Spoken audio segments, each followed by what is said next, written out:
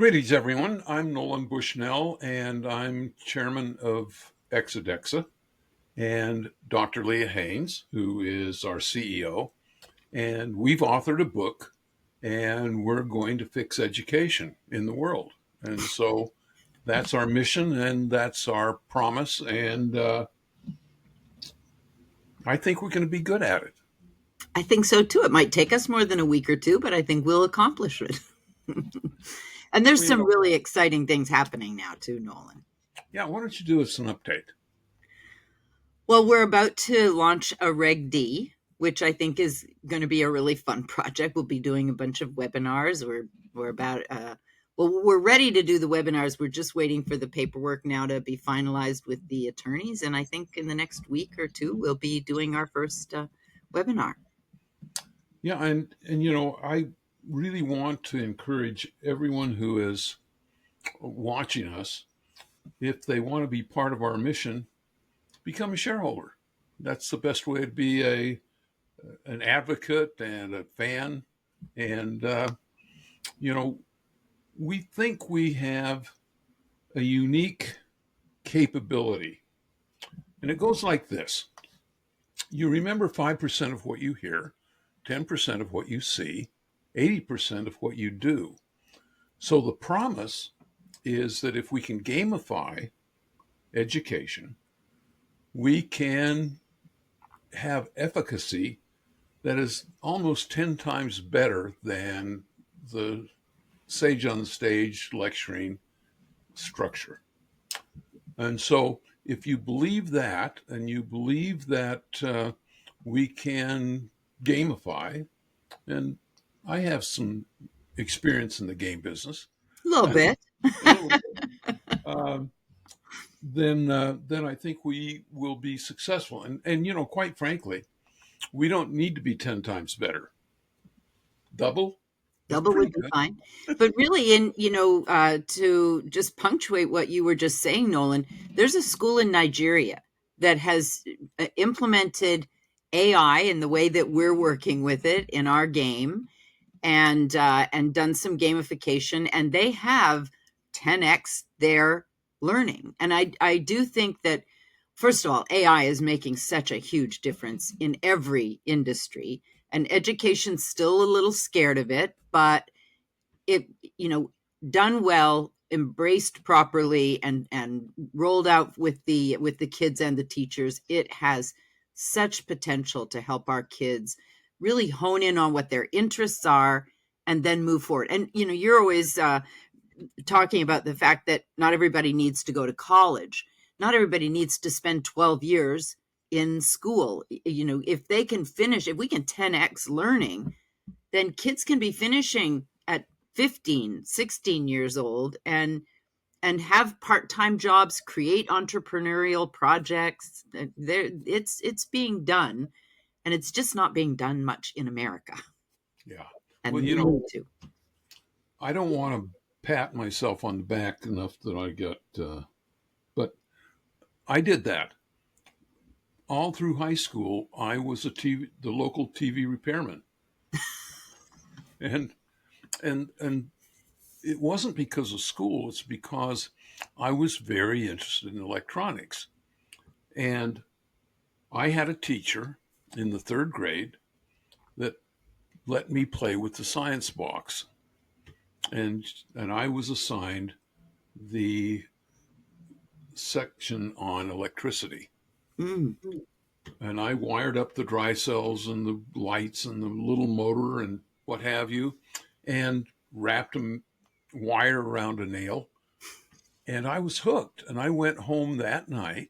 I remember it distinctly, set up a card table in the corner of my bedroom, got every piece of wire, an old light switch and flashlight and battery, and I started to tinker. And 6 months later, I had a ham radio license.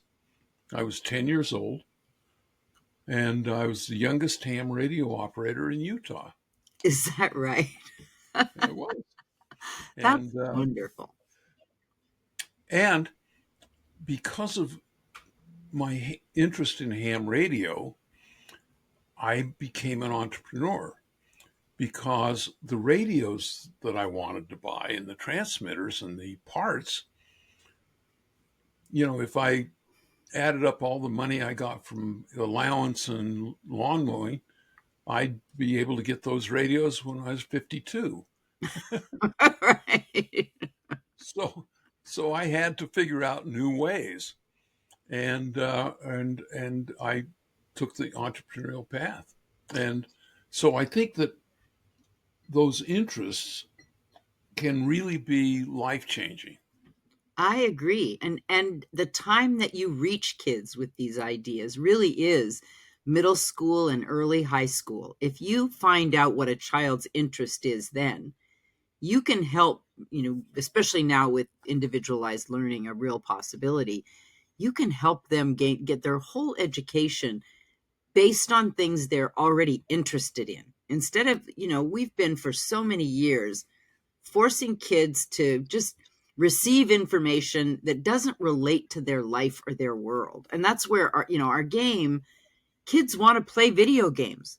Let's bury the information we want them to get in the video game so that what they're acquiring in the game isn't just points and levels. It's also really rigorous education. And if you can mix video game with hands-on learning and making what you just described in starting to work with wires and transistors and building, those are the things that kids are interested in, and we can get them started there. And on the entrepreneurial side, I mean, there's a school in Texas that has their middle school kids, they raised money and bought an Airbnb, and they are keeping the Airbnb. The article I read had their Airbnb book solid for 8 months ahead. Like it was, and so they're learning business. I mean, clearly these kids came from an area where they could raise money with their parents and buy property.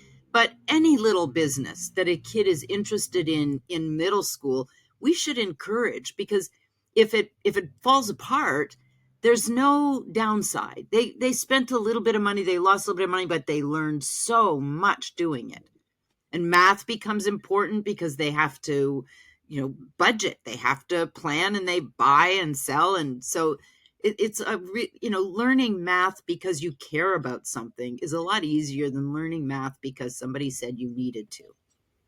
And with my kids, I made it a point to figure out a way to turn them from game players into game makers.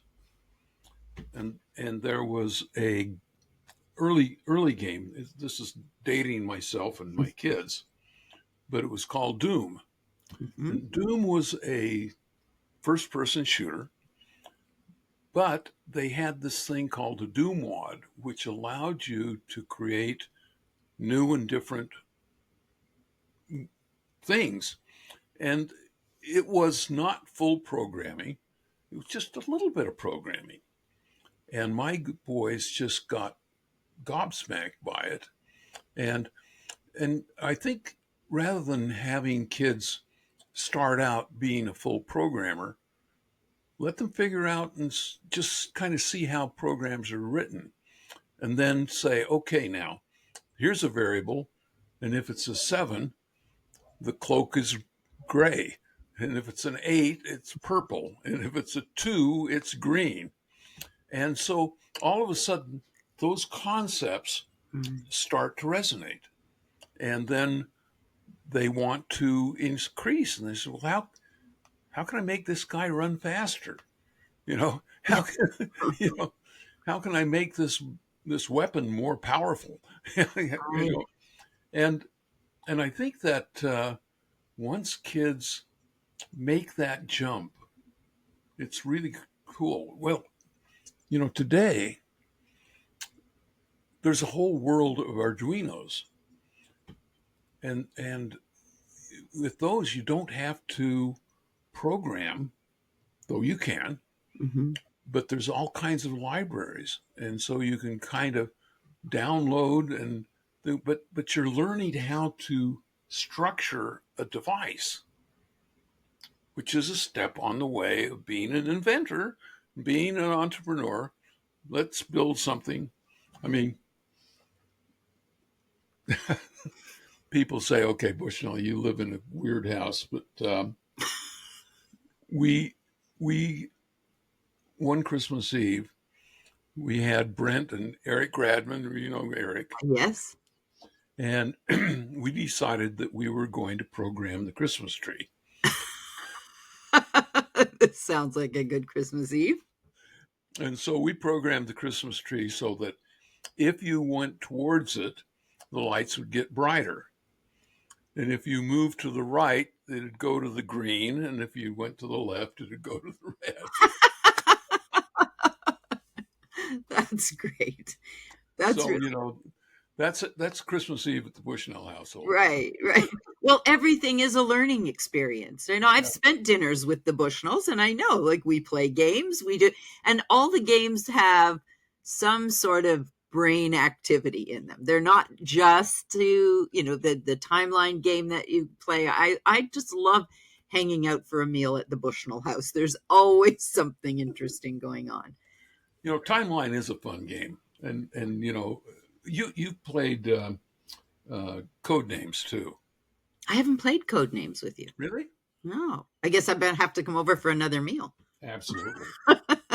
Well, it's also, Nolan, like, this is all, it fits in with what we say in the book about meeting kids where they are. The kid, it's Christmas Eve, the kids are thinking about Christmas, but taking the time to program the tree is, it's a learning experience that's also fun. Yeah. Excellent. Well, it's you actually get extra credit points for being a little wacky. Good to know for my next visit. Yeah, exactly. Well, I think it really does. This all sums up the meeting kids where they are, finding out what a kid is interested in, and then drilling down on it. And I think we should say goodbye and come back with another topic on another day. Let's do that. Thanks a lot for joining us. And don't forget to buy the book, because that's the other way to get to know a little bit more about ExoDexa and whether you want to join Nolan and I and the team on this journey. We hope you do. So in fact, being here. Why don't you hold the book up just so they know what it looks like? Oh, my. I've got one right. Hold on, I've got one right here, I think. Look at us. I have one too. We both found our books. So please. Well, now look at this. Is mine backwards? No. Oh, wait a minute. Mine is backwards. How's that happening? Oh, that's interesting. Yours is right for me. Is it? Because yours is backwards. Mine backward. Oh, and yours is right for me and mine's backwards. So there we go. Okay. So either buy it backward or forward, but please buy the book, and we'll be back with another topic in a day or two. Thanks so much for joining us. Have fun.